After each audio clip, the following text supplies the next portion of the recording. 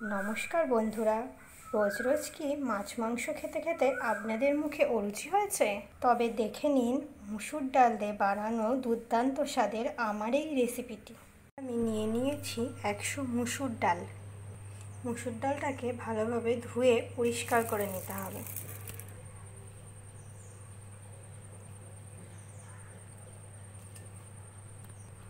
তিন চারবার জল পাল্টে পাল্টে মুসুর ডালটাকে ধুয়ে নেব।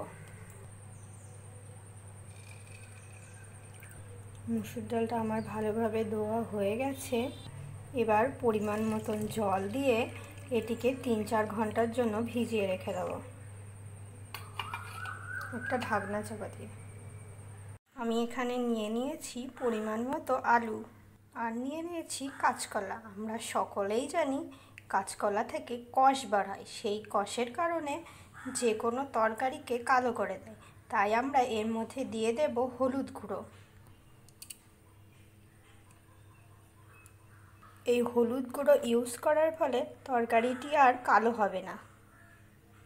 একই মিক্সিং জারের মধ্যে দিয়ে দেব পেঁয়াজ, কাঁচা লঙ্কা, রসুন, টমেটো আর আদা কুচি। মুসুর ডাল আমার 3 ঘন্টা ভিজিয়ে রাখা হয়ে গেছে। দেখুন বন্ধুরা, মুসুর ডালটি কেমন ফুলে উঠেছে আর নরমও হয়ে গেছে। এবার মুসুর ডালের জলটা ফেলে দেব। ডালগুলিকে এবার দিয়ে দেব মিক্সির বাটির মধ্যে।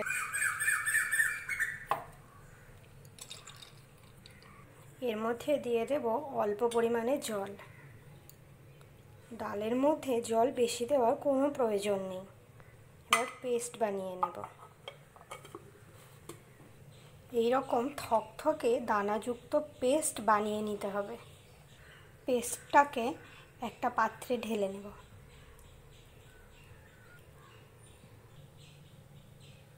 এর মধ্যে দিয়ে দেব পেঁয়াজ কুচি, একটা লঙ্কা কুচি, ধনিয়া পাতা।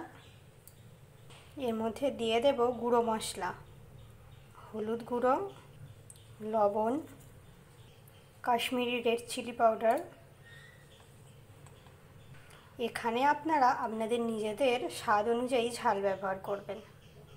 জিরে গুঁড়ো আর দিয়ে দেব চাট মশলা।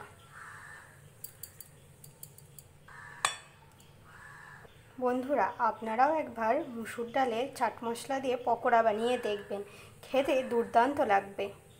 এর মধ্যে দিয়ে দেব 2 চামচ বেসন। বেসন এখানে বাইন্ডিংয়ের কাজ করবে। আর দেব 2 চামচ চালের গুঁড়ো, এতে পকোড়াটা মচমচে হবে।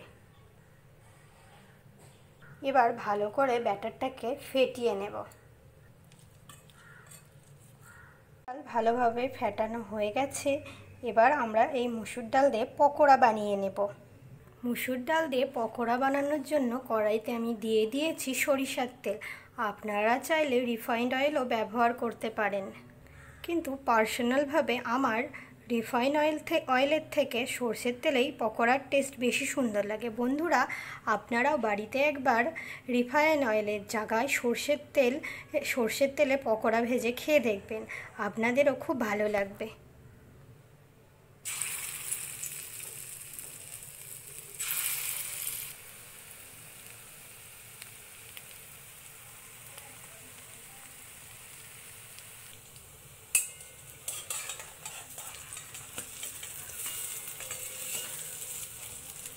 পকোড়াগুলি উল্টে পাল্টে ভালো করে ভেজে তুলে নেব।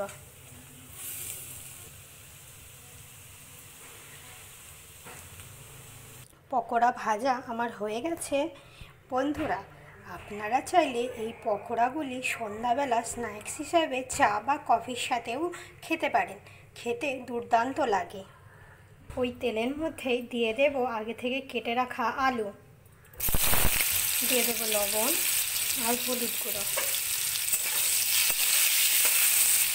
আলুগুলি ভালোভাবে ভেজে নেব।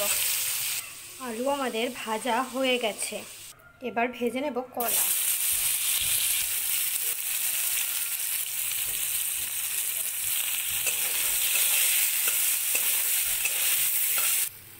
ভাজা আমার হয়ে গেছে, এবার নামিয়ে নেব।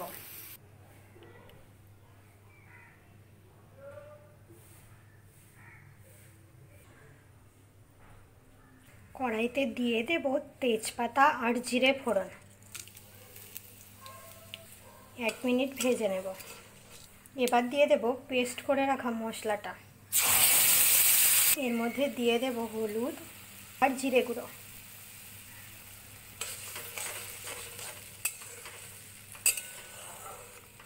মশলাটা ভালোভাবে কষিয়ে নেব।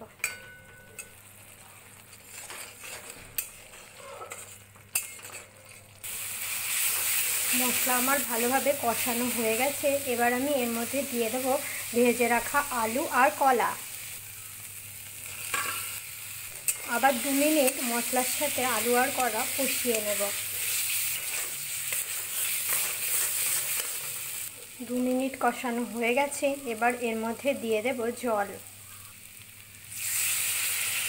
দিয়ে দেব স্বাদ মতো লবণ।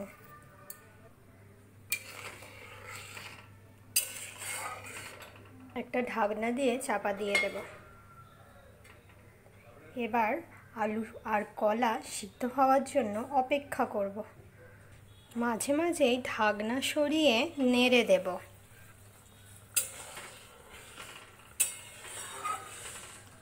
আলু আর কলা 90% সিদ্ধ হয়ে গেছে।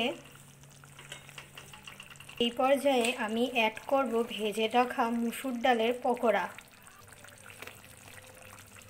আর ধনিয়া পাতা কুচি।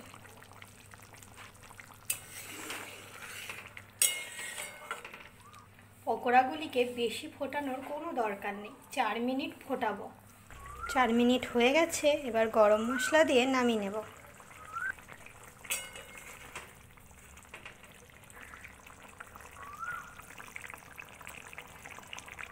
5 মিনিটের জন্য রেখে দেবো স্ট্যান্ডিং টাইমে। এর ফলে পকোড়াগুলির মধ্যে ভালোভাবে গ্রেভি সেট হয়ে যাবে। 5 মিনিট হয়ে গেছে। এবার সার্ভ করার জন্য রেডি আমাদের এই অসাধারণ স্বাদের মুসুর ডালের রেসিপিটি। তবে বন্ধুরা, আপনারাও বাড়িতে বানিয়ে নিন মুসুর ডালের এই অসাধারণ রেসিপিটি। অনেক আশা করে চ্যানেলটি খুলেছি, সকলে আমার পাশে থাকবেন। আমার ভিডিও যদি আপনাদের ভালো লেগে থাকে তবে লাইক করে দেবেন আর আপনার বন্ধুবান্ধবের সাথে শেয়ার করে দেবেন। আর আমার চ্যানেলে নতুন নতুন ভিডিও পেতে আমার চ্যানেলটিকে সাবস্ক্রাইব করে দেবেন। ধন্যবাদ ভিডিওটি সম্পূর্ণ দেখার জন্য।